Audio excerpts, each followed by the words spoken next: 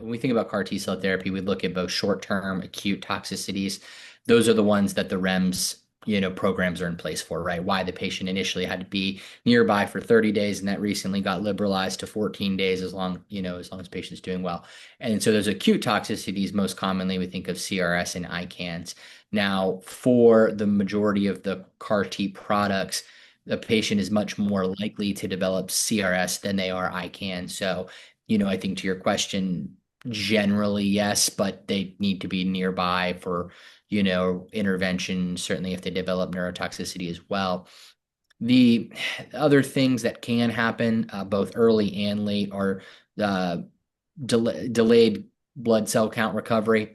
So, with CAR T, you get lymphodepletion chemotherapy, which often causes the counts to drop a little bit. They maybe start to come up a little bit, but then the immune effects and the inflammatory effects of the CAR expansion kind of take their toll on the marrow. So we often see a dip, slight recover, and then another dip, and then the recover. And so if it's a prolonged recovery on the blood counts, it's not super common, but there are some patients who require more frequent transfusion support. Now, that often can be done outpatient, but depending on how severe, that's another thing.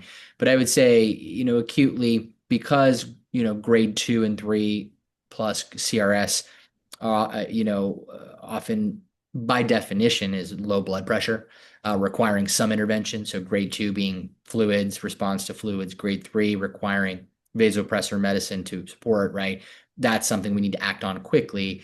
And so that is why, when these therapies first came out, they were done exclusively inpatient to monitor for those toxicities. There when we obviously learn a lot when you get a new therapy and you know how to use it and you know what's a riskier situation and what's not, right? So patients generally with higher tumor burdens, and then receiving certain products predictably will have a higher grade CRS, which generally holds true.